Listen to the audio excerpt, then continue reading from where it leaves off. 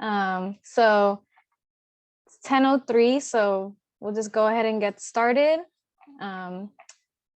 Hopefully a couple more people join as I'm getting started here. See, the number is still going up a bit.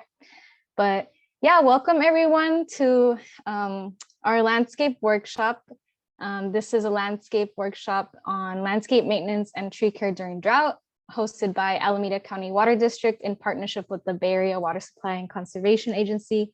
Thank you all for joining us this Saturday morning. And I hope you find this presentation informative and helpful and learn something new.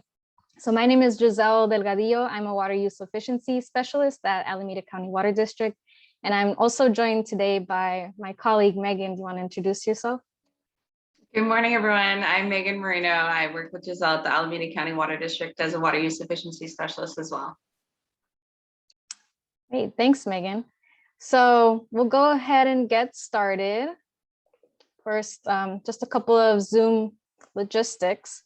So all attendees are muted by default, and we encourage you to ask questions. You can, we'll have a Q&A session at the end, so you can go ahead and put your questions in the Q&A chat box. And we'll also be taking monitoring to see if you raise your hands during the Q&A session, so we can unmute you and you can ask your question. And this webinar is being recorded and will be made available afterwards on our website.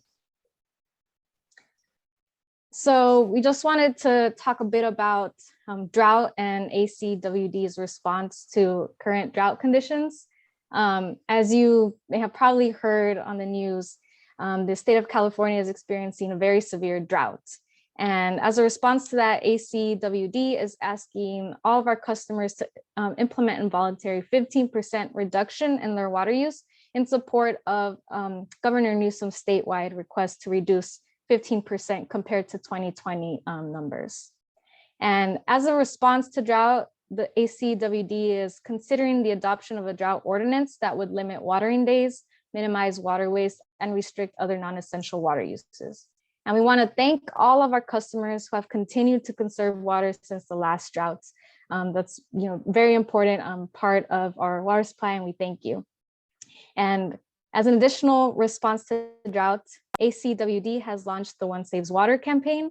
It's a conservation outreach campaign that asks our customers to reduce their water use by taking simple everyday actions, like, for example, cutting 1 minute from your shower to save water. And you can find information and updates about this One Saves Water campaign, dry your conditions, and other conservation program information at acwd.org/drought. So we wanted to highlight a couple of announcements. The ACWD lobby reopened October 4th, and the hours of operations are Monday through Friday from 9 a.m. to 4 p.m. And visitors must wear face masks. We also have an upcoming ACWD board meeting on November 17th to discuss the potential drought ordinance that ACWD is considering. There is a public information meeting on the district's advanced metering infrastructure initiative on November 16th at 6 p.m. And you can find details about the advanced metering infrastructure initiative at acwd.org/AMI. Look out for a drought postcard in your mailbox from ACWD. It has some information, resources, and tips to conserve. And of course, you can find all updates and resources at acwd.org/drought, including recordings of a community meetings that Megan and I presented a couple of days ago. We provided a drought update to the community, just explaining where ACWD is at and where we're thinking of going for next steps, and resources for our customers to conserve. So if you're interested in learning about current drought conditions and what ACWD has been doing to respond, and resources that can help you conserve, I encourage you to check out those recordings. And finally, if you have a water conservation tip that you'd like to share, we would love to highlight you on our social media accounts. Go ahead and feel free to send in your tip along with a photo of yourself or how you save water to our public affairs team at the email on the screen, publicaffairs@acwd.com. We would love to feature our customers and show how they're conserving water. So now I'm going to provide a little bit of background on Alameda County Water District for those of you who may be a little less familiar. So it is the mission of Alameda County Water District to provide a reliable supply of high quality water at a reasonable price to our customers. The district was founded in 1914, so we have over 100 years of serving the Tri-City area. And our service area is Fremont, New York, and Union City. And we serve a population of about 357,000 customers and have over 84,000 connections. So the district has a diverse water supply portfolio. We have about 40% of our water supply comes from our local Alameda Creek watershed runoff. 40% is imported from the State Water Project, and 20% is imported from the San Francisco Public Utilities Commission. So these are some of the water conservation programs that the district offers our residential customers. We have free water conservation kits. We have a turf replacement rebate program, and we enhanced that program and increased the rebate amount recently from $1 to $2 per square foot of lawn that customers remove and replace with water efficient landscaping. We, of course, offer our landscape workshops as a program, and we have a new irrigation hardware rebates that we are offering our customers. So here's a little bit about BOSCA, the Bay Area Water Supply and Conservation Agency, who's our partner today for this workshop. BOSCA represents 26 agencies that include cities, water districts, a water company, and a university that purchase water from the San Francisco Regional Water System. And BOSCA member agencies provide water to about 1.8 million people and over 40,000 businesses and community organizations in Alameda, Santa Clara, and San Mateo counties. And BOSCA's goal is to provide a high quality supply of water at a fair price. So here are some additional workshops and webinars that you may be interested in that are co-hosted by BOSCA. There are some coming up next week, and you can register for these workshops at bayareaconservation.org. So today's workshop objectives. Our outdoor water use represents the single largest untapped opportunity for water conservation in the Bay Area, and outdoor water use reduction through the use of water efficient plants and innovative techniques can help conserve water and ensure that future water supply needs of our communities are met. So, today we're learning about how do you ensure that your landscape survives throughout the drought while also being mindful that it is important to conserve. So just a quick disclaimer, this presentation is general in nature and is not intended to be an exhaustive review of the subject matter. The information contained in this presentation does not necessarily reflect the policies of ACWD, BOSCA, or its other member agencies. And as always, if you have any questions about ACWD's water conservation programs or droughts, feel free to contact our water use efficiency team at this number and email. We're always happy to answer your questions or help you apply to our rebate programs. Feel free to reach out. Megan and I are always here to help. And now it is my pleasure to introduce our instructor for the evening, Charlie Dreschler. Charlie is currently an arborist at the City of Redwood City. He first started learning about plants and soil from his grandfather, a renowned botanist and mycologist by the same name. He's very interested in landscape construction and has a deep appreciation for the science behind tree preservation in the built environment. He has extensive volunteer experience promoting sustainable and space-appropriate urban forest canopy by volunteering with local schools, community and family projects, Habitat for Humanity, and Rebuilding Together Peninsula. He has extensive experience as a project manager, inspector, and city arborist, and his experience was built upon field experience, trial and error, and sound mentoring from knowledgeable peers. So we have a very knowledgeable instructor with us today, and we're very glad that he was able to present today and share his knowledge with all of us. And without further ado, I will pass it on to Charlie. Thank you, Giselle and Megan. I appreciate the opportunity to work with Christiane at BOSCA and yourself with ACWD. I really want to applaud your agency for doing this and making these programs available, because I think it's hugely important for folks to engage and be aware of the resources available. And I think the people that will take time out on a Saturday morning are the folks that are going to get it done. So hopefully this program will be available to others in the future as a resource. But for the folks here today, I just want to thank you for being here and engaging in what can be the beginning or the continuation for you in really taking care of the biggest part of your landscape. So let's dive in. Trees are often the last thing that people think about when they think about how do I save water. Most people give a first consideration to the appliances in their home. They think about maybe not washing the car in the driveway, and they think about some of the images that they see on advertisements. But most of the properties in the Bay Area have lived a very long time with giving potable, very, very good drinking water to green grass.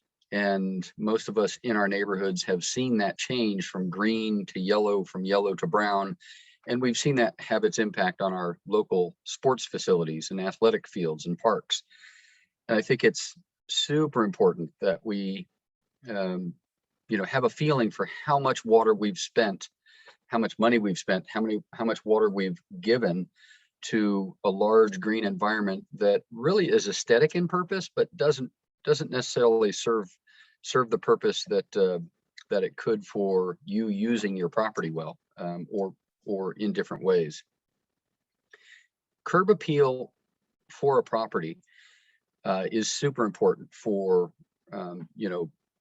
presentation and aesthetic appeal, the quality of life, your own mental health when you come and go and from your home, and when you look at a home to purchase. A large landscape tree can impact curb appeal and home purchase value upwards of 5 to 10%. And that's been thoroughly documented in real estate research throughout the country. And when you think about that compared to a green lawn, it is super important to really think about your long-term commitment to a tree. And a tree may live more than 30 or 40 years. Most trees live 50 to 60 years, and many trees will live much longer than the person that plants it. If you're talking about a native valley oak, for example, or a coast live oak, those trees can simply live for 5, 6, or more generations in the built environment. And if they're well cared for and their root zones are protected and respected, they can live for 300 to 400 years easily. So it's pretty easy to realize very quickly when you plant one of those trees, it really should be in the right place with your future maintenance commitment in mind. So I think I'd like to look at slide 1, if you would please, Giselle, and share my approach for the people that I serve in the city of Redwood City. My goal is to work with our citizen volunteers and our city council, our leadership, and the residents that really are interested in doing the best they can with their resources to preserve and protect our urban forest. I don't need to read this to you, you can read along, but to really capture the idea that we want to be sustainable and we are part of a regional watershed. And that is true of any community. We tend to think of the watershed being areas around a reservoir, a pond, a lake, or the bay. And we are all of those. You could throw a stone in the Bay Area and hit a body of water, and it's just a question of how far away we are from one type of body or source of water than the other. But to be more resilient in our planning, means that we will plan for the kind of climate change and temperature changes that we've been experiencing in my lifetime. And scientists certainly suggest that we've got, the ice sheets are melting, the sea level rise is a reality. It's being measured, it's being, studied carefully, and how that affects our ability to use water and protect our communities is a huge consideration. So trees help stabilize soil, and they help capture and use stormwater runoff. So they help our ability to maintain a healthy soil moisture content that in much of the low-lying Bay Area towns has a stabilizing quality for the adobe clay soils that are very common in the Bay Area. And clay soils, when they're high in water, they tend to squeeze together and cause a lot of hydraulic pressure. And that tends to make our foundations tight, foundations on our homes. And sometimes your doors and windows will be kind of hard to open, and it probably wasn't the contractor's fault, but just the ground squeezing together and then relaxing and drying and pulling apart as the temperatures rise and the soil level, the moisture content in the soil diminishes. So that kind of accordion action of squeezing and relaxing over 60, 70 or more years causes expansion and contraction of the materials that are sitting on that soil.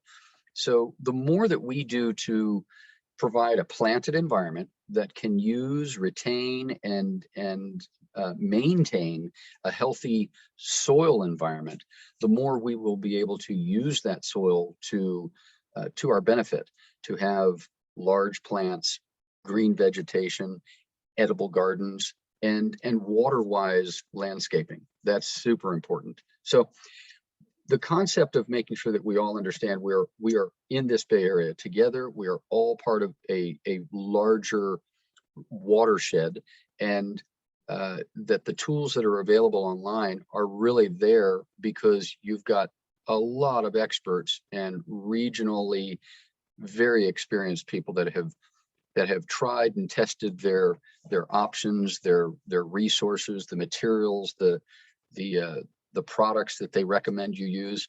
These things are very well vetted and are very effective in helping you conserve and repurpose water on your properties, and to find the right vegetation to help you maintain that beautiful aesthetic quality that you want when you walk up your front walkway, or drive down the street and recognize your house as the beautiful home that you like to see.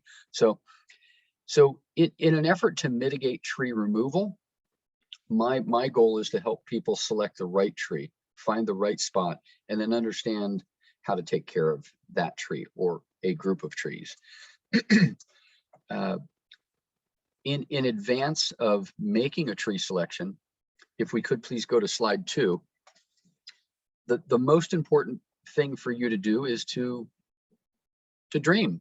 Sit down in your yard or sit in the space that you like to enjoy your landscape from. If it's in the yard, if it's on the back deck, or the step that faces your backyard, you may have a blank slate. You may have a total fresh beginning. You may have a yard that was landscaped years ago, and in most cases it was probably lawn, and you're having a hard time figuring out what to do and how to get started. If you start with just a simple overhead rectangle, usually most properties are approximately 50 to 60 feet wide and about 100 to 120 feet deep. If you start by trying to identify where is the footprint of your residence, and then the garage, and then any structures that might support your use of your property, then you'll see the open spaces. And then it's important to try to identify, if you know, where do the underground or overhead utilities travel? So sewer, water, gas, and the overhead electrical lines, sometimes buried or underground fiber optics and telecommunications equipment. Those can all be identified as you progress toward the planting stage. But if you are if you are planning to do work and till the soil and remove lawn, once you start digging, short of pulling weeds, the Northern California Call Before You Dig 811 resource provides a service. As long as you engage by calling them and work through the question and answer script with them, their dispatchers will notify local agencies to come out and identify where their utilities are on your property. That's super important, because damaging these utilities can not only impact, you may be responsible financially for the repair of that facility, but it may put you out of service for a while and potentially impact other customers. So it's super important to call 811. Call before you dig is what we call, what we refer to it as, and it's a great idea. Many people think everything underground is in a hard cased steel line. That's not true. Some of the utilities are actually in plastic lines, and you can punch a hole in a gas line. You can punch a hole in your water line. Sometimes you don't find out you did it right away, and it can be a hazardous, it can be a dangerous situation. So please call 811 before you dig. And let's not be afraid of that. Let's use that resource to inform us, so we're making better decisions going forward. And they will ask you to mark out the areas that you're planning to do work. That might be your entire front yard. The agencies that are responsible for those underground services will respond usually within 72 hours, not counting a weekend or a holiday. They will respond by marking with a color-coded paint marking that identifies whether or not their utility is within your bracketed area. And they usually ask you to use white paint, which you'll see at construction sites if you notice this now after this call. Some of you, this may be review, you're familiar with how this works, but it's super important to make sure we get this right in the beginning. You just paint little brackets at the corners of the area that you're working in. And that may be a 10 by 10 area that you're planning to dig and remove a stump and plant a tree or something. But it may be your entire front yard, and you'll explain that to the dispatcher when you call 811. They will respond by marking blue for water, green for sewer, yellow for gas, usually red is for electrical or street lights, orange is for fiber optic and telecommunications equipment, purple is for recycled water or purple pipes. I hope I haven't forgotten a color.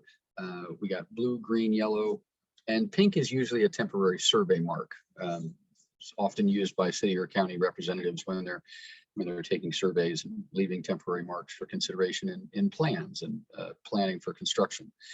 So when you put this plan together, this can be version 1 of many, but it can lead you toward a very healthy dialogue with the members of your family, especially taking into consideration your kids and pets. Where do they like to run and play and congregate? How far out do you want to, push that activity center for them, or do you want them to be closer to the house? And super important is your ability to maintain and monitor before you, just throw a splash of color all over your property. Really think about what I think is important, your ability to share this with your family and manage the future maintenance. And if you choose to focus on the lowest water use and the lowest maintenance use, you could still have a very beautiful yard. California is a beautiful state.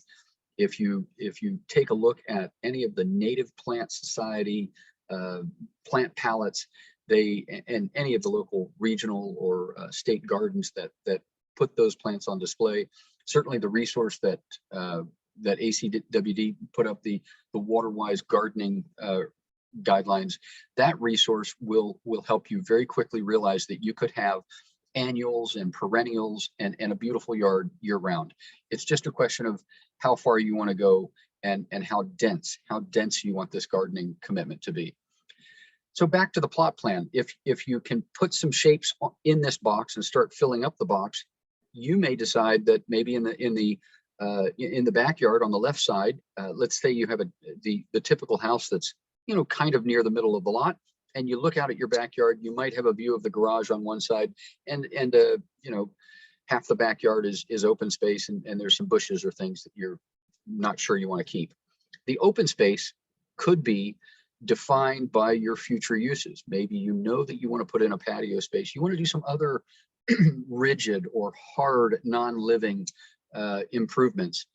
Please plan for those on your plot plan so that you can take some real measurements of what plant space is really available, especially when we think about the largest family member in your landscape, and that's a tree.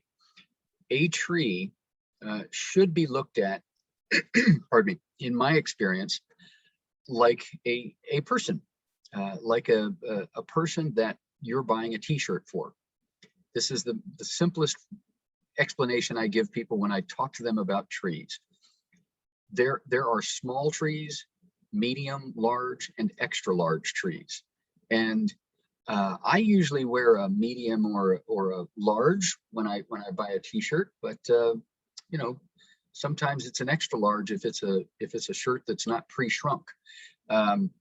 Depending on where you shop and what brand shoes you buy, you've got different sizing to consider, right? So the same thing with trees. It's super important that you maybe check a couple resources and realize that online resources about trees are generally in the business of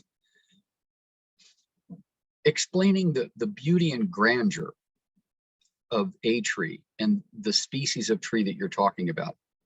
If you have a short list of trees that you've worked through the many online resources and you have a couple trees in mind, it would be really important to go to a local nursery or two and or any landscape architect, designer, experienced gardener, any local arborist or you know, experienced local certified arborist and tree company that you work with to get their advice about, do you think this tree will do well in my yard in this space? And if you've got that friendship circle that you can rely on, you'll be building relationships through this process with the folks that you work with, you share ideas and opinions and experiences with, and the folks that you buy materials from, and maybe exchange ideas and materials with them. Not everything works the first time, especially with ground covers and plants and shrubs, and occasionally with trees, but they're usually a little bit bigger and a little bit hardier given the right treatment. My purpose for helping you understand that they are the biggest family member in your landscape plan is to speak to their mature size. And the mature size of a tree, pardon me, is often dictated by the root zone that you give it and the airspace that it is afforded, meaning is it going to grow next to a tall building or within the shadow of another tree? And if so, that tree might grow in a slightly different manner instead of, you know, and not just vertically straight up. There's two growth characteristics that trees are well known for, plants are, geotropism, which is growing basically against gravity, growing vertically from the flat plane of the soil that you planted in, and then phototropism. A tree wants to grow toward light. Any plant does. And very commonly, you could drive through your neighborhood and see a tree that's growing crooked. But if you remember, or you can go out on Google Street View and sometimes see that a couple of years ago, there used to be a bunch of other large bushes or trees around it. And maybe while that young tree was developing, it had to develop in a different way to try to find light. And when those other bushes or trees either fail or are removed, you end up with one tree that's got a real bend in it and you don't know why. Sometimes it's wind damage. Sometimes it's, you know, auto vehicles driving into it. Sometimes kids play on them and, you know, hang a swing in it. Sometimes the root balls aren't anchored well. Many different reasons why, but generally speaking, phototropism is when a plant is looking for light and will grow itself in a way that will give itself the best exposure. So that's a kind of a fun forensic approach for me, because I have to go out and figure stuff out and say, I wonder why there are no branches on this side of the tree. And oftentimes the homeowner will say, huh, how did you know there used to be a tree there? There are reasons why things don't develop generally, you know, in a full and complete way. And sometimes there's a very good biological reason. Sometimes there's damage to the trunk, or what we call the cambium, the skin of the tree, if you will, that conveys the nutrients from the foliage to the roots and vice versa. So that's super important. And before I go far beyond that, I would love to say that it's super important to make sure that where we plant our trees, that we will be able to plant in an area that we can maintain by hand within the drip line of the tree. And the drip line of the tree is the shadow cast by the outermost branches of the tree. So if you're standing next to the trunk of the tree and it takes 5 feet to step to the outermost tips of branches and leaves, that drip line would be 5 feet approximately in every direction. You would have a circle that was 10 feet in diameter, and that will change and grow depending on the size of the tree. Species specific characteristics are super important to remember. And I think it's important. Let's take a look at the next slide if we could. It's super important to remember that trees will give you a great deal of things that you know about, some things you didn't know about, and you'll have a few aha moments. I think these slides will be available after today's presentation so you can revisit. These are just talking points to help you understand what you can expect, the different things that you can expect from a tree. And the thing that I really want to focus on is, well, let's review real quickly. Obviously, we know they need light, clean air, water, and a healthy volume of soil. The volume of soil is not to say that it's, you know, the length and width of the planting space, but also the depth of the planting soil. And many of us have, in low-lying Bay Area towns, we have adobe clay soil, some sandy loam, some rocky soils. Serpentine rock in the West Bay is very common. And many of us have young bay mud with, you know, approaching the brackish creek or alluvial wash from, you know, thousands of years ago, from creeks and streams washing toward the bay, and the tidal wash from the bay into our more shallow communities. That young bay mud adds a layer of salinity, you know, maybe a little higher salt content. It makes it a little bit tricky to plant every tree that you see in the gardening book. So you really do want to pay attention to picking species that will do well in your soil type. And that can be tested. You can buy kits for that. You can work with a local gardening agency to identify what will do well. And these folks stay in business because they help people plant, you know, find the right plants for their yards and their planting spaces. So it's usually a good reliable resource. Plants begin by sending down a taproot, and then they send other roots, the laterals, tangentials, or sinkers. And the taproot generally doesn't last you know, much more than the first 5 or 10 years of the tree. Sometimes they do. Sometimes they remain for, you know, in deeper, richer soil. You might find a taproot, you know, 5 or 10 feet deep, but generally not much more than a few feet. And in our soil, a very common misnomer with trees is that a tree is equally as deep and wide underground as it is above ground. And nothing could be farther from the truth. In our area, with a shallow soil profile, and a soil profile is like describing the layers of a birthday cake. The soil that we put on top, if we just hold our hand out in front, the soil that we put on top is the amended soil, and the nice things that we buy at a garden store. That's the top. The middle layer might be the leftover remnant diggings from excavations and moving soil around on the property when our neighborhood was built, when our home was built on that piece of land. And below that is the substrate, or the underlying native soil content. And that might be adobe clay for many folks in the Bay Area. Dealing with that can be a little bit tricky, because we are all familiar with if you're on this video, I'm sure you're plant friendly and you've heard about soil amendments. Amending soil with vermiculite or perlite or gypsum or any other form of, mulch to help break up clay soil or dense soil, hard soil, to amend it and add nutrients and create a more livable environment for the rhizosphere, the root zone, the living root zone that helps plants and certainly trees do well. Adobe clay is really nutrient rich, generally speaking. It's like a vitamin. So plants can grow on top of it, but because it's so dense and it's pretty void of, it's absent of air pockets. So it can't necessarily hold water and create pore space, pockets for nutrients and water and air to be found when roots are navigating through the clay.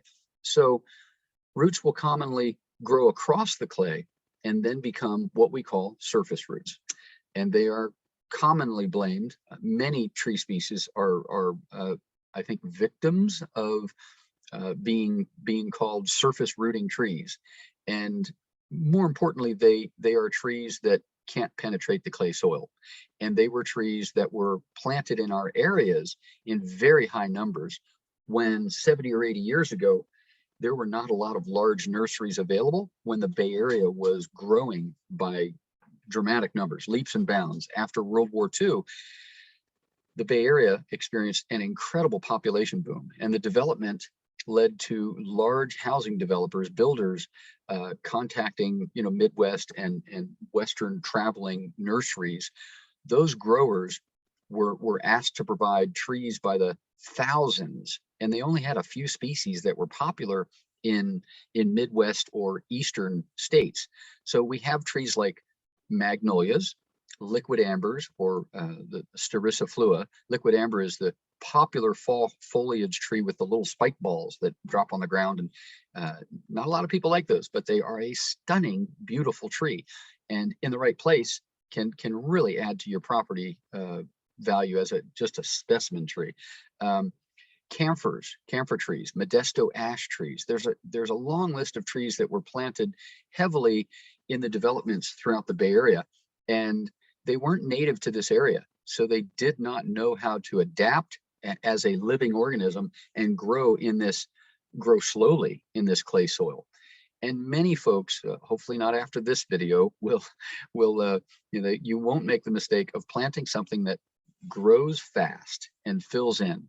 Sorry for the air quotes, but I hear it a lot. I hear it almost every day. People call me as an arborist to say, I need something that will grow fast because I want to do thus and such. I want to, and I hear many times, many people plant a large tall tree to hide a telephone pole, which is a very bad idea because it will become a problem for you. And on the West Bay, PG&E, I think PG&E throughout the Bay Area has had a real hard time with this throughout the state. And I'm not defending them. I'm just saying that as an arborist, I know that their team of consulting arborists do a magnificent job keeping private property foliage and branches away from, at least 10 feet away from, their power conducting cables, which is a super important thing to prevent fires. And we all know about that from watching the news. So it's an important thing to consider. And I tell everyone, because of the root zone, it's super important to keep your tree at minimum 5 to 10 feet away from a fence.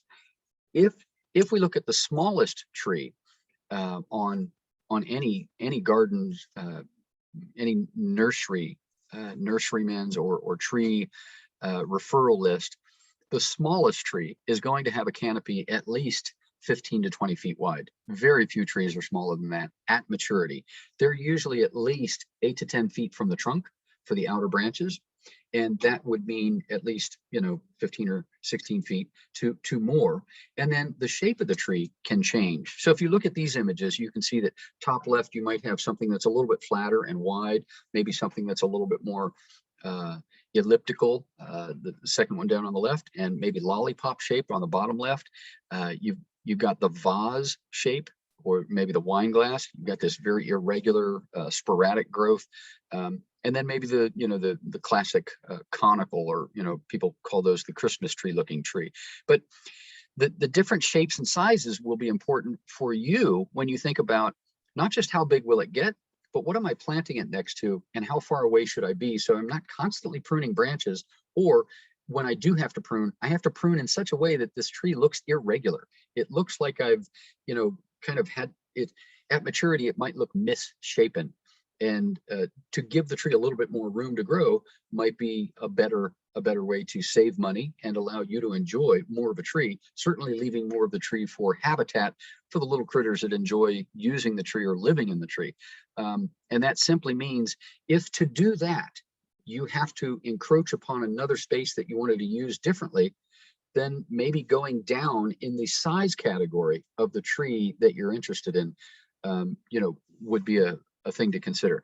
So if we look down this list, tree canopy is super important. And please remember that just like root zone, the canopy of the tree that you choose will become a feature for not just you, but your neighbor as well. The root zone will become a feature of your yard as you plan to scratch the earth and plant new plants. You will find that your roots are traveling not just throughout your yard, but underneath the fence and growing into your neighbor's yard. And if your neighbor loves your tree, they will say, oh, I'm finding roots from your tree, and I'll be careful with them. Many neighbors aren't that careful or considerate. And it's important, I think, as a tree owner to say, I'm going to protect my tree and my love for my tree and my landscape by pulling my tree a little bit further away so it has less of an impact on my neighbors. I think that's not just good neighborly planning, but it's also very smart for you to protect your investment in your tree. Many trees are affected by soil-borne pathogens. So when neighbors either erroneously or just, not really paying attention, they go out and do work in their yard and they cut roots and they don't know where the roots are from and they probably don't pay attention to it. Anything above 1 inch or 2 inches in diameter, which is, thumb size or more, is providing a significant amount of heartwood. And the heartwood, when you look at the circle of the circumference of a piece of wood, a root, that pith or that center part that's what we make lumber out of from the trunk of a tree. The heartwood in the middle is basically the dead stored tissue, and the living tissue in annular ring hardwood trees, they just continue to grow in circumference, and they add living tissue on the outside. Different from palm trees. Palm trees are like grabbing a handful of straws that are all piled together. They're vertical columns, and they grow a little bit differently with their root structures as well. But the root structures on all of these very tall vertical living organisms are very important to pay attention to, not just for their health, but their stability and your safety. So if you are seriously planning to plant a large tree, please consult with an arborist or your local nursery about what is the mature size of this tree, and plan accordingly so that you can avoid problems with your neighbor that at a minimum. Trees do protect us from the sun, wind, and rain. They give us obviously fresh air, flowers, fruit, nuts, habitat.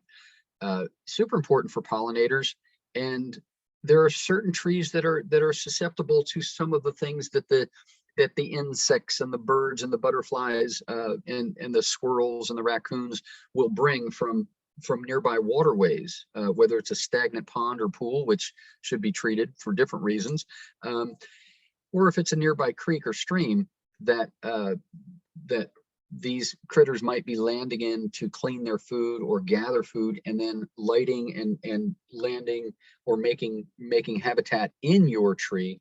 Sometimes water slime can be conveyed from a water source into basically scratching the outer surface, the cambium of young branches and stems, and inoculating them with something like a coast live oak is highly susceptible to sudden oak death, Phytophthora ramorum. And sudden oak death is something you can look up, SOD. Very, very big problem for the last 25, 30 years that it's been studied extensively in Northern California, and it's grossly affected our national parks. So planning for that is important. If you like a flowering pear tree, you need to know that flowering pears are usually hybridized to create a very small fruit, but a really pretty flower, right? So that pretty flower drops and it'll make your yard look like it's snowing when the flowers are on the tree and dropping their flowers.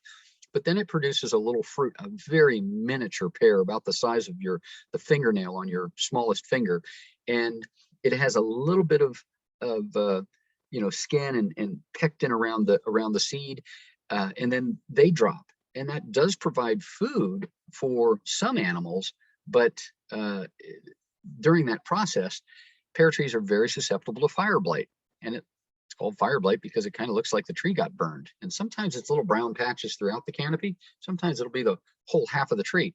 And the way that that tree is maintained is super important. So our tools are cleaned in between cuts so that we don't take it from one cut to another cut and spread it throughout the tree, or take it from that tree to another tree, or that group of trees to other species. And having a gardener or landscape maintenance person, talk to an arborist, or you having a tree person talk to you specifically about, I'm having a problem with this. What do you think's going on, and how can you help me? You can do some of your own research online about that, but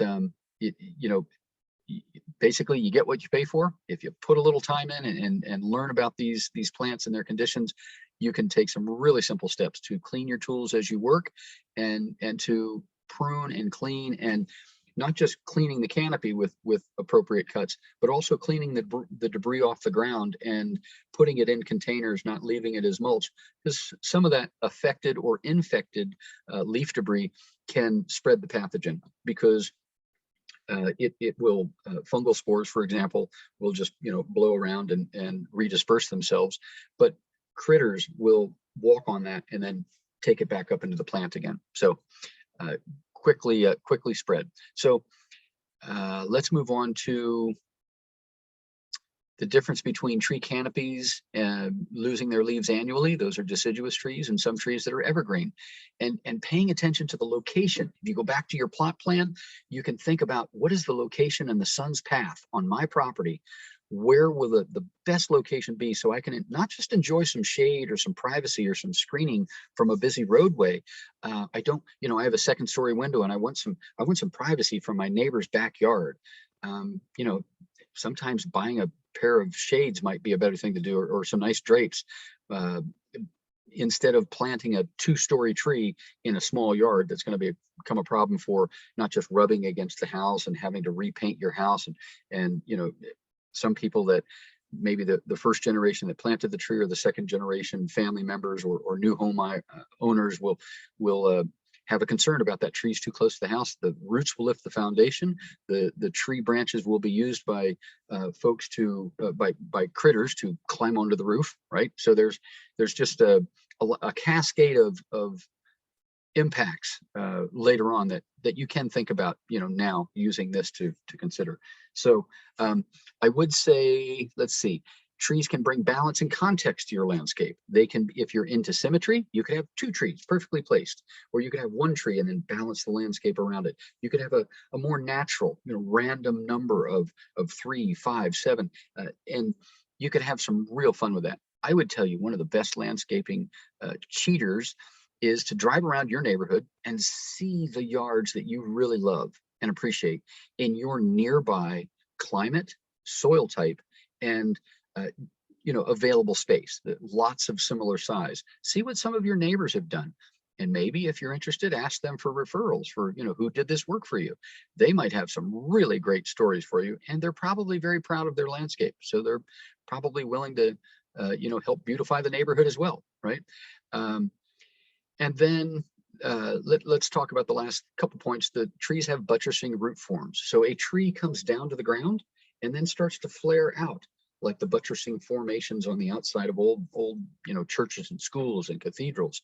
The buttressing formations are part of that tree trunk's expression of the flaring of the tissue that will be supporting that trunk in high winds. And the higher you get, 10, 20, 30 feet, that tree is exposed to much greater wind load, especially if we get early winter rains and the leaves are covered in water. They're heavier, and the wind blows, now we've got more weight up high with a lot of stress, a lot of leverage applied to the branch attachments and the main trunk, all the way down to where the trunk enters the ground and the roots are anchoring. So root cutting is super important to pay attention to, not just branch cutting. Appropriate pruning and controlling roots when you think they're going to become a problem. If you have a mature or established tree, controlling root growth by creating new root paths with nutrient soil and encouraging root growth in new areas before, if possible, before cutting roots that have become problematic, and installing root barriers, plastic root barriers, sometimes fabric and impregnated with chemicals, sometimes just, a chemical barrier. And some folks don't like to use the chemicals as much. So, plastic barriers are available that can go 3 to 4 feet down in the soil. It's just a vertical wall in the soil that tells the roots don't grow here. It's important to leave that root barrier above the ground level so the roots hit it. And if they try to surface and go over the barrier, you can find that.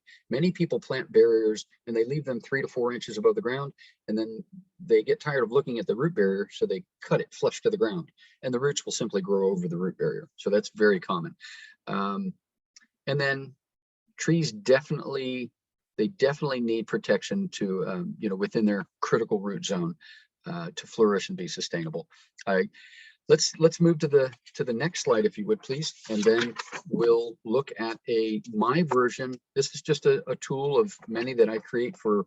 I've helped many of my friends in their cities and counties and different companies create, spreadsheet tools that help them resource what grows well in your area, and you will know that with a quick drive through your neighborhood.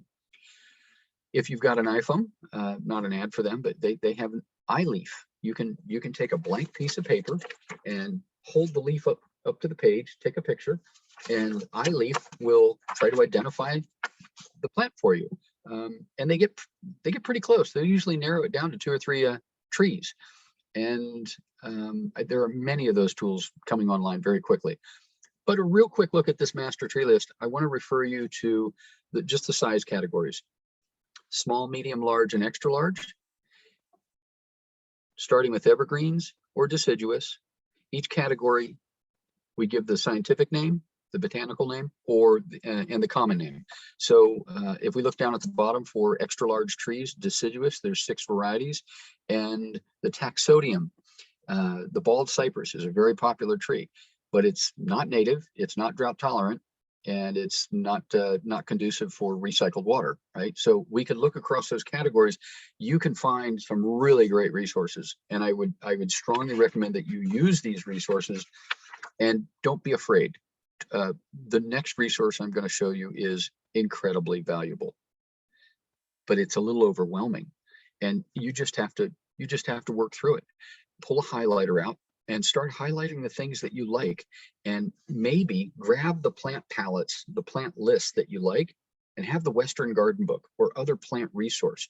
Have the Waterwise gardening resource open next to you and see if that's on that list, and you can say, aha, now I'm seeing more about each plant, and you're definitely informing yourself for making better decisions. I want to draw your attention to the bottom of page 2, and that is the link to selecttree.calpoly.edu. And Cal Poly has a great bunch of professors down there, and Matt Ritter's one of them. He's published a couple great books, but as an arborist, he's helped us immensely collect and organize information about trees, and this online resource is very valuable. Again, it's very positive about, hey, this tree, and let's show it off. It will not say specific information for your neighborhood, for your soil type, and your water conservation concerns. So please be mindful of that. Super important to make sure that when you are thinking about your tree and its mature root zone, that you take into consideration that mature drip line, and the plants underneath it will be hopefully within the shade and protection from the wind of that tree, and they'll have a lower water use. But outside that drip line, they won't be enjoying as much shade year round, and that drip line is where the tree is looking for water, because the large, heavy wooded roots aren't looking for water. It's the smaller roots that are outside the drip line, from the drip line and beyond is where that tree is looking for water. And so you can plan your water conservation carefully, and you can plan to plant underneath your tree with, minor ground covers, small shrubs that will enjoy the protection of that tree, and try to keep the foot traffic down.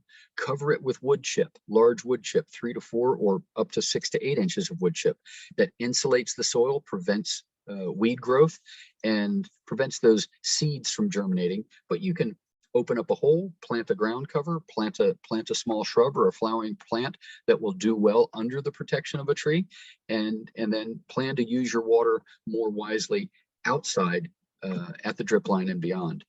Let's move to the next slide, please. And I would say that this is an amazing list. I correct me if I'm wrong, but I believe it is like 70 pages of plants. It is amazing. And this list is put together by BOSCA, so the Bay Area Water Supply and Conservation Agency Turf Replacement Program Plant List. It is an amazing resource. And I would draw your attention to not just looking at the botanical and common names of these trees, but the categories that they've provided for you to help understand, everything from salinity to, the zoning of the plants. And that's certainly the education that you will receive when you work through the Western Garden Book, looking at the zone that you're in and what types of plants will do better. Now, taking into account climate change and your water restrictions, our water restrictions, that is super important in the state of California, that we just use water more wisely. I'm a big fan of gray water, and I think it's important to consider the rain barrels and water capture, containment systems that will allow you to possibly in your location have above ground or below ground, dry well, wet well, the ability to capture and retain water to recharge your water table, and then possibly to be able to pull that water back out if you need to, just in a really hot, dry spell, to keep some of your critical vegetation alive. That's important. And then to pay attention to the chemical qualities of the gray water source.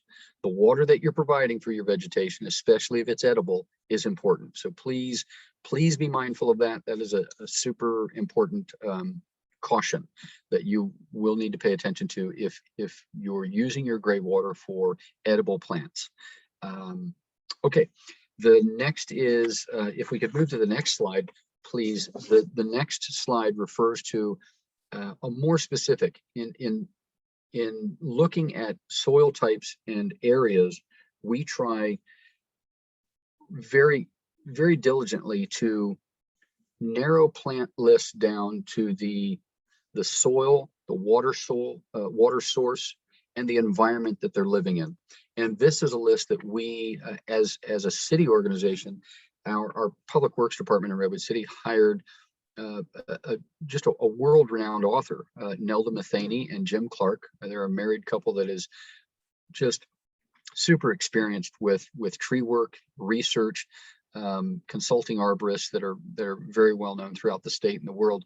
They founded a company called Hort Science, and I think they've since been merged with Bartlett Tree Experts. But this type of work is done in all cities, counties, larger agencies, to hire area experts to help them understand when we transition to this type of water with recycled water. And we require our commercial agencies and HOAs to start using this, and are working towards single family residences using it. What are the impacts, and how can we mitigate that? And this plant list was a way to help our HOAs and commercial built environments mitigate the eventual impacts, truly the known impacts of changing from very expensive drinking water to a slightly different quality of recycled water, and applying that in a regular basis to a landscape that will experience some chemical changes. I equate it to, and it's, I don't mean to be crass, but I equate it to changing someone from, eating steak for dinner to eating tofu. That's a dramatic difference, but they're both protein sources, right? And but it's different texture, different source, and maybe some different thinking about whether or not you can commit to eating it more than once or twice and giving it a second chance. But recycled water is a necessary consideration in the future. And this is a resource that's provided for communities that consider it, and something for you to be aware of for, maybe your friends. I understand you don't use it in ACWD, and but this plant list could also be a good backup for your consideration because of high salinity soils. And these are really tough plants. These are these are very sustainable plants. So your agency and others have these great resources. Certainly ACWD has the Waterwise gardening resource that I would immediately refer you to, because the East Bay has done a ton of decades worth of work with East Bay Mud, East Bay Municipal Utilities District, and some of the great leadership that's come out of there, producing written materials for folks that many of the professionals that you will engage with have used and have been educated by. So the East Bay, you've got a leg up on everybody else. Santa Clara County as well has done a lot of real good, forward work in this direction. So hats off to them. Next slide, please. And thank you, Giselle. I want to make sure that you understand that when you plan for your root zone, one of the most important parts that you have no control over is when your neighbors or other people on your property want to use a space differently. Some people say, I want to pour some concrete. I want to put in some pavers. I want to look like this beautiful ad I just saw on TV. I think it's important to remember what is the healthiest option, because you can spend a lot of money for something that is really not very healthy for your living environment. And using materials that allow for percolation, the more permissivity, the better. If you permit water to enter the soil and recharge the ground water table, you are maintaining a much healthier environment for every material that lives on, through, and around that soil. It's super important. One of the primary considerations in engineering is we are taught to respect the flow of water, and where water flows and how water is conveyed is super important. If it's not carefully attended to, it can lead to very expensive corrections and mistakes and reconstruction. So I think that's equally important in the living environment, that when we prohibit water from entering where it normally does, and we divert and we convey water away from naturally recharging the water table, we deal with long-term changes in the health of our soil.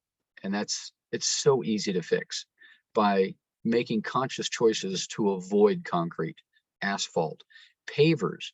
Pavers are thought to be very highly passive. They allow, when you see it in an advertisement for a paver, you'll see water trickling through a paver. What happens with a paver installation many times, and they can be thoughtfully installed in appropriate areas, but near large trees, near green, lush living environments for plants and vegetation, pavers should be carefully considered, because they often have to compact the substrate or the sub base, create a new base with base rock, usually use a fabric to separate the materials, put in a new base of sand, pavers, and then fill the joints between the pavers and around the pavers with more sand. And oftentimes, to preserve the beautiful color and the shine and the sheen of the pavers, those pavers will be sealed.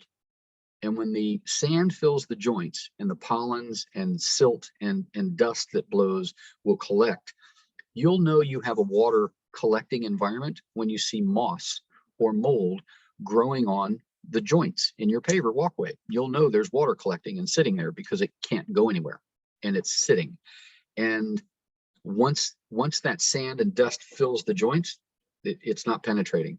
Once it's sealed, that paver installation just became impenetrable, practically impenetrable. So that's super important when you hear the advertisement for pavers. Please be careful not to use too much of that.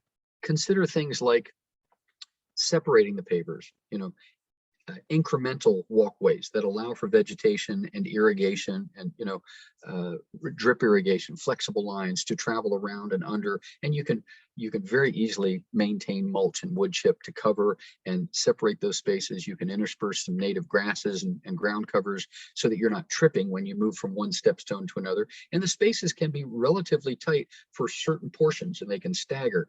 But creating that safe walkable zone for us as we get older, for me, that's important.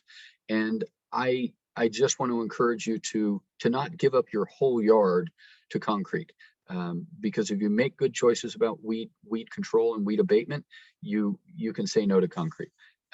It's super avoidable. And things like decomposed granite, crushed rock, the mulches and the wood chips, and layering those materials in a way that is not just complementary, aesthetically pleasing, but it can be done very artfully, with some pebbles and stones and boulders and yard furniture that will just really make you want to spend more time in your yard and probably get you a few compliments from your neighbors. So in this last graphic, before I wrap up, I wanted to offer you a consideration about this. Looks like some of the graphics that you will see for fire prevention, fire hazard, prevention. It is really about, I took that inspiration and said, well, why don't we call this about, more about being a good neighbor and making sure that my trees don't impact my neighbors. And if I do that, I can have a healthy root zone around my home and near my neighbors, but not impacting my neighbors, so that when I plant a small tree near my home, the police department and fire department can still see my home. When I plant a medium tree just a little bit further out, I'm making sure that those branches aren't covering my chimney or the exhaust for some wood burning stove or something. When I get a little bit further out, and I think that a large tree can be appropriately placed further away from my home, is it too close to my neighbor's home? So maybe a medium-sized tree would be more appropriate in the green zone. And that's just that give and take of planting things that, if you would like to prune your own trees, standing on the ground with a pole pruner, maybe with an extension, a small to medium-sized tree, that is very doable and can save you a lot of money if you're interactive that way with your trees and vegetation. So this is meant to be a graphic to help you look at what could be planted where for safety, for your safe walking, for your visibility and accessibility of your property, and is just meant to be that, a simple tool to help you plan appropriately for scale and density around your home, so that you're not tripping on things, but you're also paying attention to what will grow well and where do I need to plan for water to be mostly available. And then you could use this graphic to say, this is where I need to put my rain barrels. This is where I need to plan to pump from, the laundry discharge or the shower, to dual plumb that pretty easily. And there are courses about how to do that, so that I can use that water and the nutrients in that water to feed my xeriscape, low to no water use, xeriscape with an X, X-E-R-I, scape, xeriscape. And you are going to hear about all of these terms and more when you look online. Use the WaterWise gardening resource. You're gonna have a blast with this. I want to thank everyone as I close here for attending today. And I really do want to draw your attention to the postcard. It sounds like you haven't received it yet, but the postcard has some really, really good tips about, finding and fixing leaks, reducing unnecessary toilet flushes, and working down the list to make sure that we only irrigate where it's necessary, and making sure that we don't just turn off all the water, especially to the largest part of your landscape investment, and those are your trees, because trees can be pretty easily cared for, making sure that they're watered on the periphery. at and outside their drip line is where they need their water. And that can be very easily done. So thank you again for being mindful, ACWD, with your drought ordinance, with water conservation. And thank you everyone for attending and getting started in this. Please stay in touch with your local resources with ACWD. And I think we're gonna start some question and answer. Yeah, great. Thank you so much, Charlie. That was an incredible presentation with a lot of great information. And, you know, our attendees today have been very engaged. We have quite a few questions in the Q&A chat, so we can just dive on in so we can get to as many questions as possible. How does that sound? All right.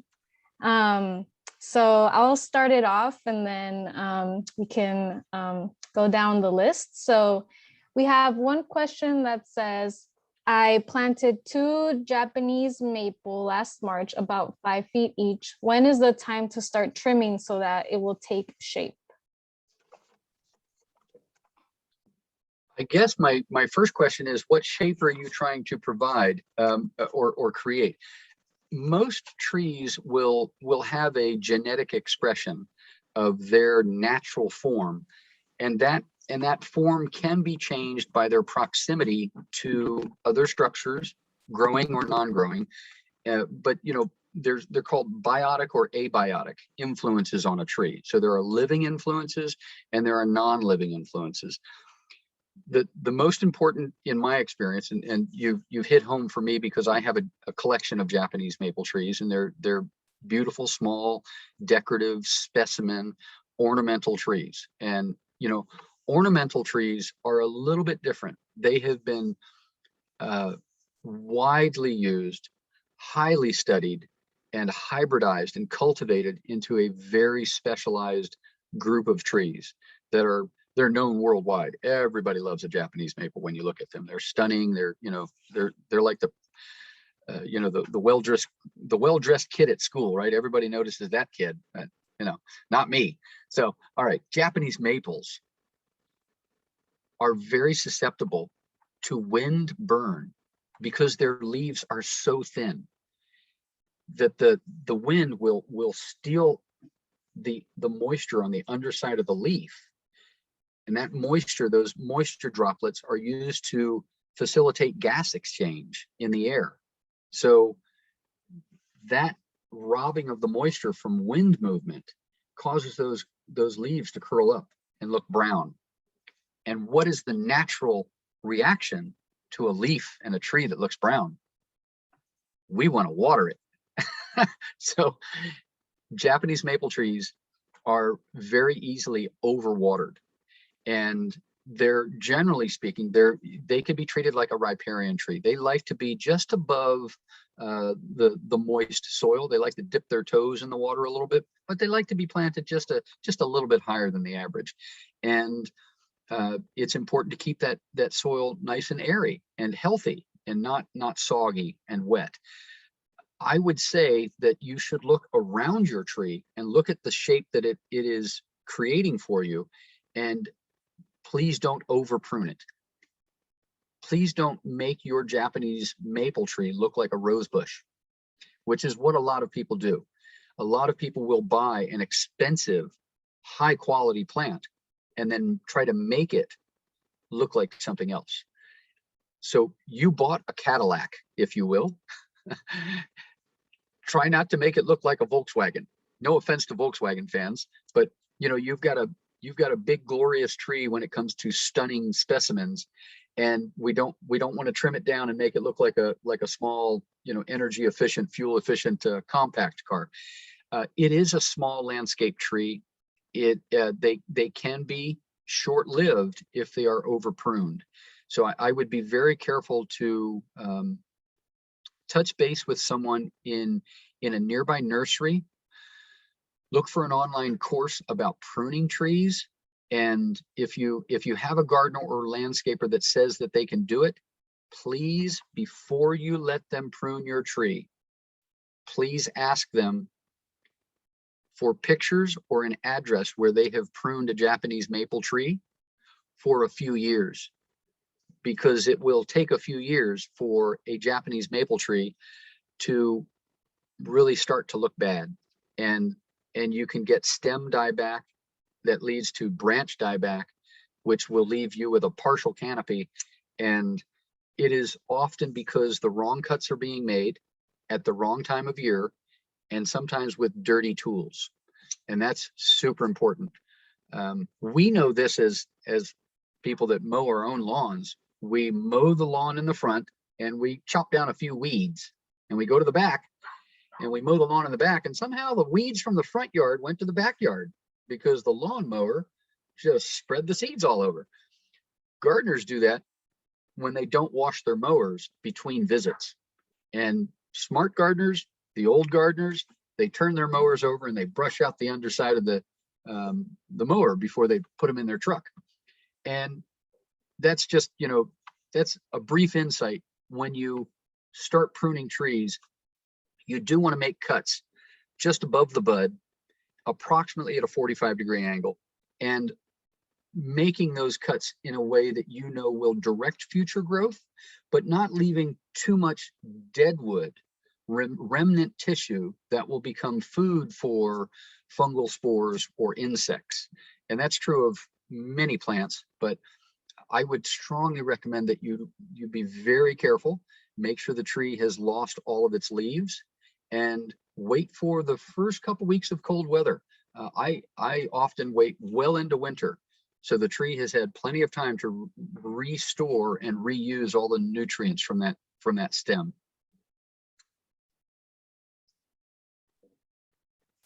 Wow, thank you for the answer. A lot of great tips in there, and you know, just that caution, making sure that we're finding the right resources to help us. That was great. So moving on to the next question, looking through these here. We have a question from Rox, who is asking how to improve tree life expectancy if a trunk is severely damaged through the bark level. This is a technical question. So I don't think we can share an image from the participant. Yeah, there are so many ways that the cambium and the trunk can be damaged, not the least of which, it's very common, and we call it weed whacker canker. But basically, when people, gardeners, unsuspecting homeowners, use a line trimmer to whip around and cut the grass near the trunk of the tree, they generally excoriate, they remove part of the tissue every time they whack it.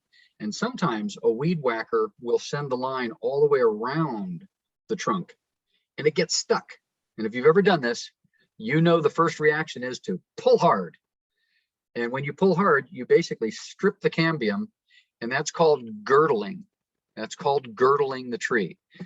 Girdling is a way to kill a tree. And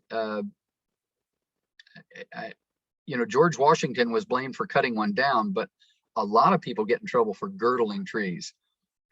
Girdling removes the vascular tissue on the outside, basically all of the skin, the xylem and the phloem that conveys nutrients, again, up and down the tree. And that can be repaired, but everyone after this call will probably go out and look at their tree to see if this has happened. And what you can do is restore as much as possible that protective space around the cambium of the tree within the weed whacker level. I always suggest, if you can tolerate it, go buy some perforated white PVC pipe. It's corrugated, but it's perforated. It's kind of a flexible pipe, and it's got holes on one side because it's used to collect water and convey drainage water to another area. You can buy them at any one of the hardware or big box stores. And if you cut them into 10 to 12 inch sections and then slice it down the length, you can open that up and spread it over the trunk of your young tree. And next time the weed whacker comes by, he'll be smacking that pipe and not your tree. And you can take that out, take that off as the pipe gets literally expanded by the trunk's growth. You have to lift the pipe and weed by hand because you don't want bugs and things growing between the tree and the pipe. If the cambium has been damaged, some of you may remember the giant redwood tree that you know, I forget the name of the forest it was in, but Butterfly was one of the protesters that, you know, was held a protest in the canopy of a famous redwood tree up north. And there were arborists from our area that restored the cambium because of cambial damage using glass pipettes. Cambial restoration can occur. That's got to be done with the aid of an arborist, because you might spend a lot of time trying to save a tree that's been damaged. Sometimes it's from you know, auto vehicle damage, and half the tree has been hit, and the other half is the only remaining conveying tissue. So it is site dependent. There are things that you can do with injecting nutrients and fertilizers into the soil. There can be trunk injections into the trunk of the tree. There can be foliar applications of sprays and chemicals. But without getting too stuck in the weeds, there's a lot of different causes and different ways to address it. I would say contacting a local arborist would be a great resource to help you save your tree.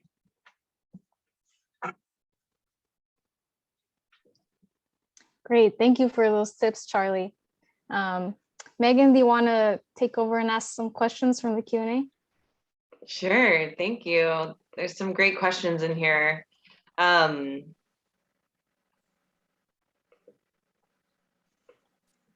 Well, I do see just a quick note about a lot of shout outs to the Tri-City Urban Forest Alliance, TUFA, which is actually in our service area, Fremont. And they do a lot of great work planting trees. And this question pertains to that. According to TUFA and Fremont, the Western redbud is highly recommended, but the master tree list didn't list it. Do you have a preference or comment on Western redbud? Eastern and Western redbuds are generally pretty slow growing trees, and most people really fall in love with them when you see an image. When you see the image of the tree, it will impress you. But they can be very slow growing, and sorry, I'm dealing with a problem on my screen. They can be slow growing, and they have a very simple skeletal structure, but their flowers are stunning. They have a pretty little leaf, sparsely leafed, but they're very popular. And I think they can be used honestly interchangeably. My local list of experts has several hundred years experience collectively, from landscape architects to designers to arborists and supervisors. I involve, you know, management and budget makers. So, you know, I involve different perspectives in the creation of our master tree list, and some of those considerations were, you know, part of that. But most of it is based on the sound experience of master gardeners and arborists in the field for the Redwood City specific climate. And we have that West Bay marine layer that just does a beautiful job of rolling over the hills and, you know, supporting the growth of redwood trees that isn't as common in the East Bay, and leads to some other problems, you know. So there's always a challenge in your locally specific climate conditions. I would say plant more of them. They're a beautiful little tree. One other good question about irrigation is, my garden is a drip water system. In Palo Alto, do you recommend leaving the water on during the winter, like the rainy season? I would say that you should water based on your moisture content. And most people just turn their water off. And that's not safe unless you're monitoring it. So that it's, I think when you are establishing your garden, you need to have a visceral connection to protecting your time and energy investment into that that creation that you've been a part of. And I don't think it's responsible for us to just turn off the water. Equally, I don't think it's responsible for us to just leave it on and waste water. I think it's important to, I often have fun with my moisture test is my finger. I stick my finger in the soil, and if my finger comes up a little bit dirty, but not muddy, it's moist. If it's dry and there's no dirt on it, that's dry soil. My plants, I need to look into it a little bit more, because each plant has a slightly different appetite for water and nutrients. But it's important when dealing with the yard, your garden, your vegetation, to get down on your hands and knees and educate yourself about the soil. That soil is super important to our health. Thank you. Giselle? Yeah, I got a couple more questions. Let's see. Someone's asking, noticing that they've seen mulch around some trees. Is this important? Are there any guidelines to using mulch around trees? Mulch is a great resource for not just protecting surface roots, but also preventing seed germination for weed seeds and invasive species. Most native plant species will find a way to survive and a place to survive. Invasive plant species are often brought in by some of the materials that we apply to our yards, and that's important to keep an eye on. And whether you like chemicals or not, they're often a part of many of the things that we import into our yards. So locally sourced wood chip, or larger mulch and wood chip materials, are a great, from a reliable source. Make sure you're not getting the free stuff that was just available at outside the dump, which a lot of times will import, will become the vector for transmitting diseases into your landscape. And a lot of people are concerned about that. I'm not saying you have to buy everything, but you should be cautious about understanding what the source material is. And again, larger wood chip mulching is a great idea, as long as you are not you're being mindful of not creating volcanoes. We don't want mulch volcanoes up against the trunks of our trees. We don't have to do what they do in the freeze thaw cycles of the East Coast, or the hard snowy and icy winters. So most people have problems with those, and most of the places you see those are professionally maintained, and that's why they're used effectively. They don't remain. Most homeowners, most individuals with their yards kind of forget to go back out and rake that mulch volcano down, so that we're not storing a growth environment for microorganisms that will damage the trunk of the tree. So you can imagine it's just like you and I putting on 2 sweaters and 3 jackets. It creates a moist environment, a sweaty, hot environment that allows things to grow up against the trunk of the tree. And we don't want that, because trunk tissue is different from root tissue. And mulching up to just around the root collar, where you see that rough, rugged texture of the root tissue changing and transitioning into the more smooth, usually more smooth trunk tissue, that's where we kind of top the crown of the mulching. And that's usually minimum 3 to 4 inches. It can be as much as 6 to 8 inches, especially if you've got a high foot traffic, or if you've got some construction being done around your home. The more wood chip, the better, to protect your root zone from foot traffic. If you look at me, I'm 200 pounds, and for every foot I put down, because my foot is about 6 inches wide and 12 inches long, every foot is 400 pounds, right? Because it's only half of a square foot. So 400 pounds per square foot for me to walk through your yard. If I did that on a regular basis, I would create a very compacted path, like the trails that we travel on when we go to the regional parks. And that's why we tell people, please stay on the trail, because we compact that soil and things don't grow there. So in your yard, do you want a yard full of trails, or do you want to protect those root zones and allow that soil to be light and airy and lofty? And so mulch and wood chips can be used very effectively to really help promote and very inexpensively to help promote a very healthy soil environment and rhizosphere, the root zone that your yard will love.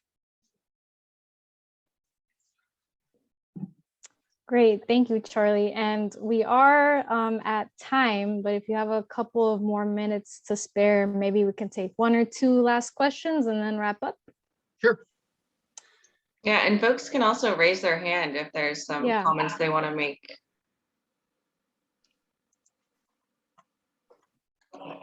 And I did want to mention that there was a lot of requests for sharing the slides and the plant list, tree list resources that you showed today, Charlie. So if it's okay with you, we can share those slides and resources with our attendees. Awesome. Please do. All right. So let's see, next question we have. How closely do you recommend planting trees in groupings? I've been reading about Miyawaki forests, mini forests often reforested from disturbed urban areas. And the Japanese scientist who invented this technique recommended planting trees close together. I don't know if you have any comments on that. And I'm sorry, I was jumping in and out of reviewing the Q&A. So what I think I heard is that in maybe in limited space environments, grouping your trees together can help them create a grove and a collective root environment that it's also very efficient for your resources to to focus your resources on a more centralized environment for watering, maintaining, nutrifying the trees and caring for them. But they also lend support, much like, I'm on my screen, I see Giselle, Megan, and myself, and banding together, we have power in numbers. And that would be, a quality presentation for ACWD, right? For trees in the forest or reforestation, the same thing is true. There's power in numbers, and the wind will blow around them, will blow over them more, and not through a single tree and cause as much damage. But also, some of the habitat, some of the collective attractiveness for pollinators and just part of the whole life cycle of this singularly large part of the environment, you're giving it a greater chance of survival. Thank you. I love all your analogies. They really help really hone in that message. So I see one of our attendees has raised their hand, so I'll go ahead and unmute them so they can ask their question or make their comment.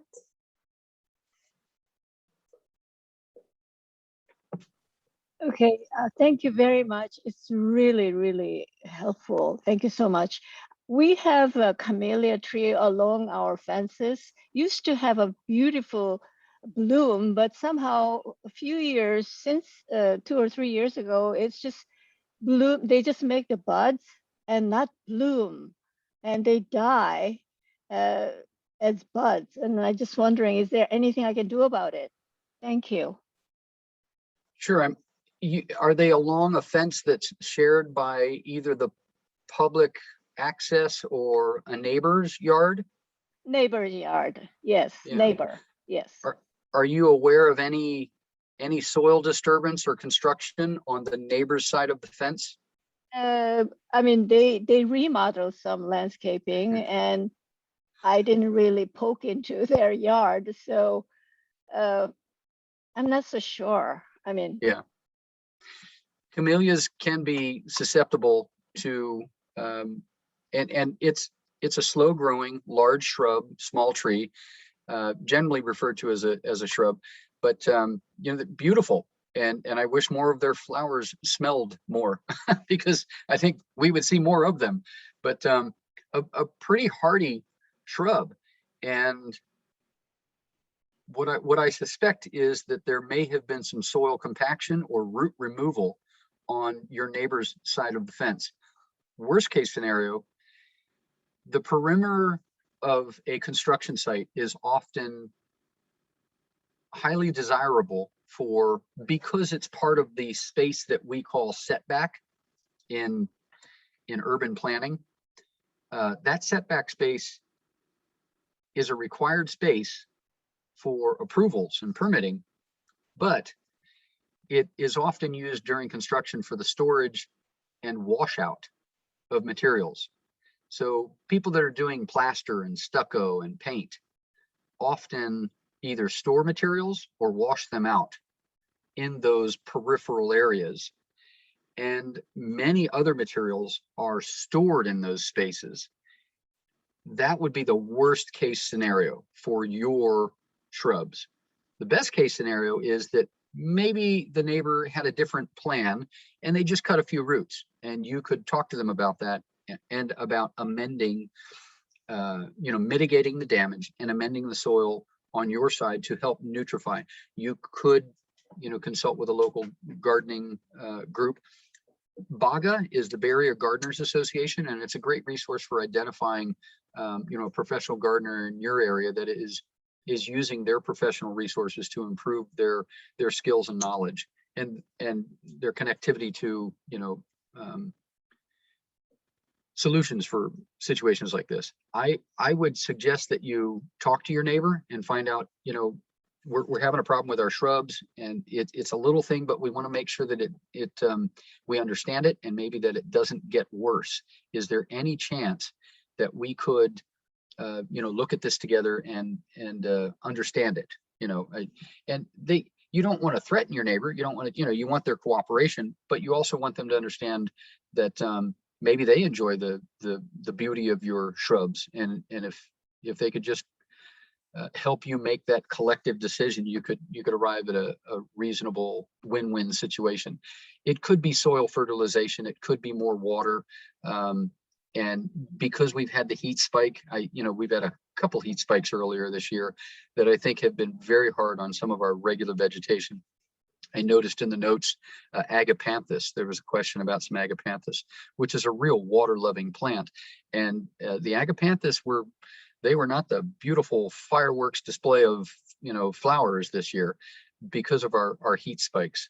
And plants like that need to be thoughtfully placed, maybe thinned, but certainly, the maintenance level for those plants, because many people that use agapanthus and even camellias, they just kind of walk away and let the gardener do whatever.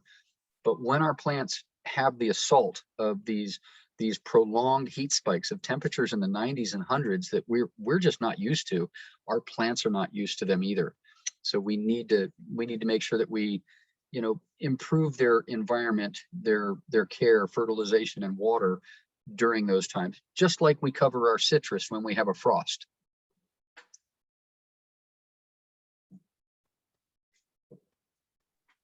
We're getting a lot of good feedback here, Charlie. Thank you so much. I saw Rox had her hand up. Did you still have a question? Go ahead and mute. All right, here we go.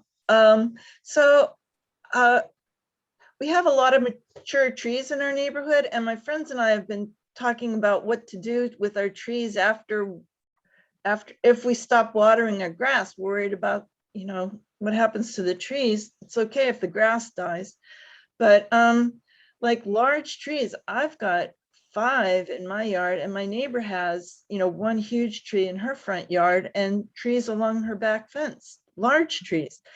And so like hand watering does not sound reasonable for, water consumption and time. So what's another idea? It's a great question, Rox. Thank you. This is the bigger picture. And I think it's super important to understand from my experience that a mature lawn takes about 70 to 80% of the water that you irrigate it with. If you're irrigating a tree in a lawn landscape, the tree sees very little of that water. And you'll know that a tree is struggling when it sends its roots up to the top of the lawn. And what we unfortunately do is not pay attention to the tree. We pay attention to the lawn. And you'll see that mowers will shave the surface. A root will breach the lawn, and mowers will shave the outer bark of the root and will create these sores in the root system. And sometimes that leads back to the tree, allowing moist soil-borne pathogens to enter the wood of the tree, the cambium and the wood, and can very quickly lead to problems structurally and throughout the canopy. Well, her trees are healthy. I mean, it's not, and I'm just worried, like, we're worried about the grass. Who cares about the grass? We're worried about, we've got a huge time investment in these large trees. Yeah. And before we moved into the neighborhood, and that's what we want to save. And the trees, while we're watering them, they're healthy. But if we stop adding the water, I mean, and they're just too big to hand water. Are you talking about both private and your public trees, the urban forest? No, just our trees. I mean, our lots are like about 1/8 of an acre. And I've got orange, jacaranda, magnolia, 2 ginkgos, and that's on my lot. Those are the big ones. I've got others too. And my neighbor has a weeping willow and then privets, like, I don't know, like 8 privets along her back fence. And these are all mature trees. And so, like, if we stop watering our grass, where are they getting their water from? Or we always thought, I understand grass is high water consumption. And like I said, we don't care about the grass. We're just worried about the trees. Yeah, I think one of the important things to think about is topography. If you think about the way that water might flow across your land throughout your collection of properties, and do you know if you have clay soil, and if so, how deep? Yes, we do, and I don't know how deep it is. And these are flat lots. Okay. So maybe the history of your neighborhood might be important. I can tell you that the history of the city of Redwood City was 200 years ago. They were the chrysanthemum center of the world. And many of our Bay Area towns were flower growing producers for, the world beyond the Bay Area. But that put us on the map. There was banking in San Francisco and a lot of great fruit trees in the South Bay, but the central part of the Bay towns were largely very, very wide and flat zones of land that were great for growing low, fast crops. And the clay soil creates a clay pan that water basically sheet flows across in the wintertime. So you don't see that, but as our natural water supply is reduced, there is still water available in the soil. And that's important to then layer into, how did your trees get there? Were they naturally occurring? Many times privets, many people refer to, and I know no offense intended here, but many people refer to privets as weed species. But the privets are usually dispersed by the squirrels and birds that run across the power lines and the fences. And that's where privets grow, because that's where they take a break and, relieve themselves. Yeah, I so understand the privets. Yeah, I understand about the privets. She's got other trees too, which I can't identify. But we're like on the edge of the California nursery. Her house used to be in her land used to be part of the California nursery. Yeah. So it's, some of the trees are, I don't know. I mean, they've got to be over 70 years old, maybe even 100. And so I'm not familiar with the California nursery property as it pertains to your lots, but has there been any changes in maybe the topographical landscape just outside your property? No, Was there more of a flow, a natural flow and contour of the neighborhood that might be affecting that's, and really, I think what we are primarily talking about is climate change and the fact that we're not getting the rainfall that we need to restore our reservoirs, and we are all talking about being water wise. There are other ways to, other details that help us fill in the picture, the different colors in the coloring book that create the full picture. And I think it's important for you and your neighbors as much as possible to pay attention to the drip lines and make sure that the periphery of those trees, as much as possible, is where you are focusing your watering efforts. And that would be, that would lead to maybe a daisy chaining, almost like looking at a map of a commuter bus and kind of hub and spoke.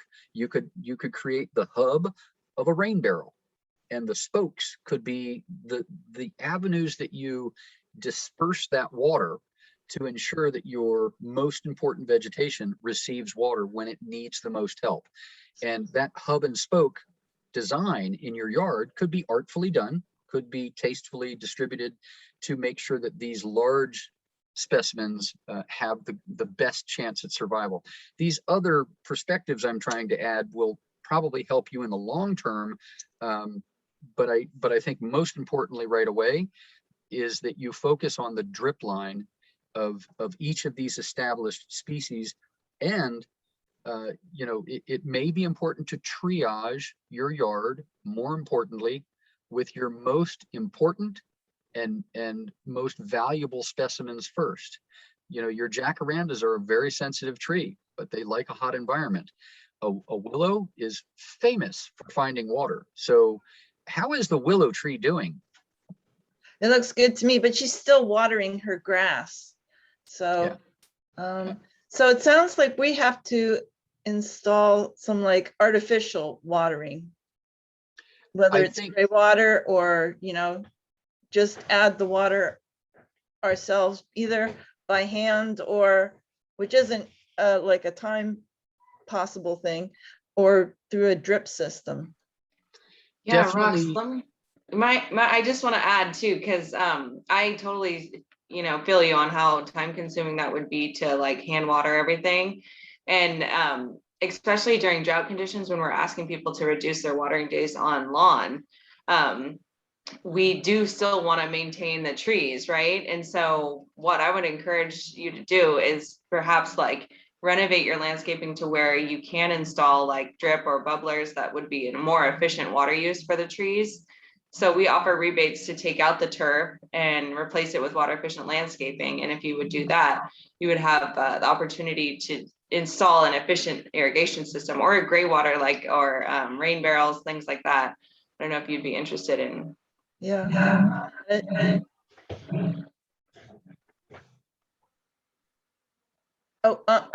Yeah, I've been checking into several of the classes and I'm trying to balance it all out with need and want. Well, thank you. Thank you. Thank you for prioritizing your trees and being water wise. I think Megan brings up a great point, and I was forgetting the lawn buyback programs. There's the spirit of reducing lawn for a higher prioritized vegetation is super important, and getting more native in approach will really help you. Also, with supporting that healthy soil environment, the root zone for your trees will benefit from that. Great, thanks.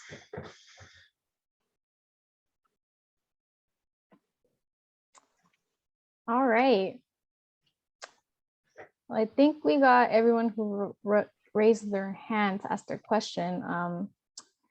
And we are a bit over time, want to be mindful of everyone's day. So I think we can wrap it up here. And, as always, we have resources available at acwd.org /drought. You can find more information about our rebate programs, including that rebate for removing your lawn and installing water efficient landscaping. I want to thank our instructor, Charlie, today for his wonderful presentation, all his great knowledge and incredible answers to all of these questions. Definitely learned a lot about how complex trees can actually be and everything that you have to take into consideration when, planting and caring for them. So thank you so much, Charlie, for, presenting today and providing this information to our customers. I'm sure they all really enjoyed the presentation. We were getting some great comments, just appreciating the information. This recording will be made available, so feel free to share it with your family and friends. We'll email it out once it's available, including the slides and the tree resources that Charlie provided. And I want to just thank everyone for joining us today, and I hope you found this presentation helpful and informative. I know I did. And with that, we can wrap it up. Thank you so much, everyone. Thank you. Thank you. Have a good day, everyone.